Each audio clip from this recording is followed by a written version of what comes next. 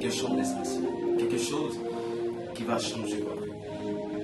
Il est écrit dans la parole sur le livre de Matthieu, chapitre 28, verset 19. La Bible dit, allez faites de toutes les nations de disciples, le baptisez-les au nom du Père, du Fils et du Saint-Esprit. Enseignez-les. Enseignez-les, l'air à observer tout ce que je vous ai prescrit.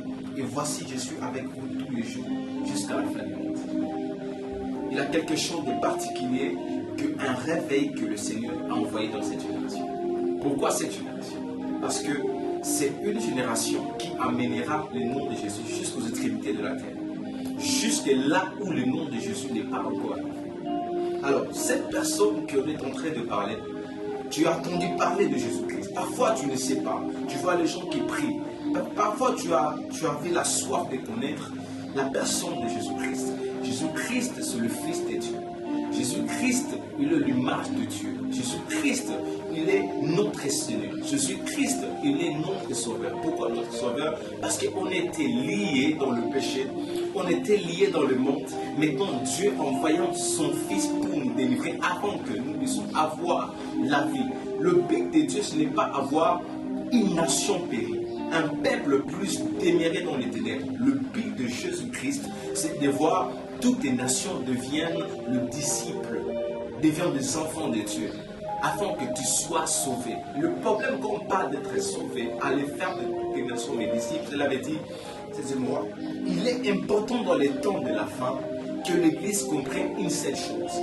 Dieu n'a pas besoin forcément de beaucoup des églises, mais Dieu a besoin que toute la nation de la terre puisse devenir ses disciples. Écoute-moi, quand on parle d'un disciple, quand on déclare, quand on veut qu'un peuple soit un disciple, il faut comprendre, un disciple, il est celui qui pratique l'œuvre de son maître.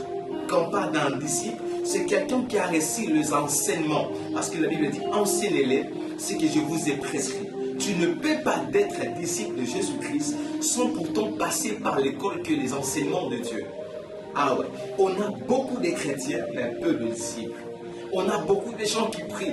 On a même des pasteurs, des serviteurs de Dieu qui prêchent la parole de ce moment, mais qui ne sont pas le disciple de Jésus-Christ. Pourquoi il y a tant de scandales à l'église dans les temps de la fin? Le pasteur a fait ceci, la haine, l'empoisonnement, ceci, le discussion, les querelles, et surtout, les gens oublient. Les gens oublient quelque chose d'important que je vais vous dire. L'Internet est devenu comme un Dieu sur la terre. Si l'Église n'a pas l'intelligence divine pour comprendre que l'Internet, ça devient comme un Dieu qui va exposer, juger qui il veut, faire de la vie de quelqu'un ce qu'il veut. Nous avons des sœurs qui prient. Et quand tu regardes un moment dans son statut, il met la chanson de Dieu.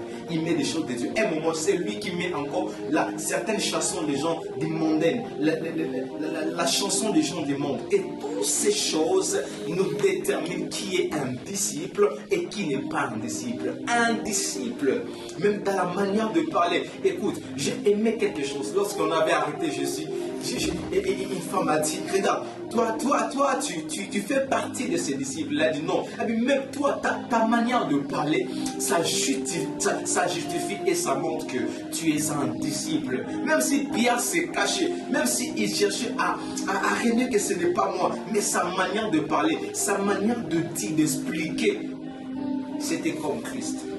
Si je pose une question, on n'a plus de disciples. On n'a plus de chrétiens qui sont des disciples. On n'a plus de gens qui ne vivent pas selon eux, qui vivent selon Christ. On n'a plus ces gens-là. On n'a plus de serviteurs de Dieu qui ont l'amour. On n'a plus l'église de Christ sur la terre. On n'a plus de serviteurs de Dieu qui comprennent que la compassion de Dieu, c'est de gagner des nations. Jésus ne nous a pas envoyés pour bâtir des temples de 1 million. Jésus a besoin que les âmes soient sauvées. Jésus ne nous a pas envoyés ici. Allez, la Bible dit, allez faire de toutes les nations. Jésus n'a pas dit, allez construire et baptiser des temples. Allez faire ceci. Dieu nous a envoyés afin que nous puissions sauver la nation. Jusque-là, le Congo n'est pas encore sauvé. Jusque-là, l'Afrique n'est pas encore sauvée. Jusque-là, l'église n'est pas encore sauvée. Jusque-là, les gens qui chantent, les gens qui nous donnent la parole, les gens qui nous montrent, ce sont des chantres.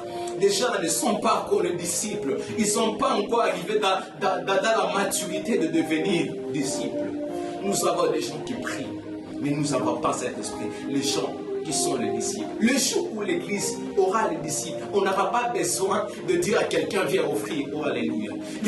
Lorsque le réveil des apôtres était là, ils n'avaient pas besoin qu'on leur dise que non, il faut donner. Et même vendaient leur maison, et même donner leur truc. Ils restaient à l'Église. Nous n'avons pas les gens qui ont la soif de rester à l'Église, de voir l'œuvre de Dieu évoluer. Nous n'avons pas les gens qui ont la soif de voir les choses évoluer. Le fait étranger vient d'entrer, le faux serviteur vient d'entrer, le faux disciple vient d'entrer. Mais qu'est-ce qu'on va faire si Dieu n'envoie pas le vrai? On a le faux. Mais lorsque le vrai vient, est-ce qu'il a des gens qui disent qu'il a le vrai? Un vrai disciple, c'est celui qui fait ce que Dieu a dit. C'est celui qui marche selon la parole. C'est celui lorsque Dieu le parle, dont l'esprit il écoute. C'est celui qui ne fait pas quelque chose selon lui, mais selon Dieu. C'est celui par lequel Dieu a pris la domination, par laquelle l'Esprit de Dieu domine la chair. Nous avons l'Église dans le temps de la fin où l'Église n'est pas dirigée, c'est mon âme. L'Église n'est pas dirigée par l'Esprit, je viens à moi. L'Église n'est pas dirigée par l'Esprit, mais l'Église est dirigée par la chair. Nous n'avons pas l'Église qui est dirigée par le Saint-Esprit.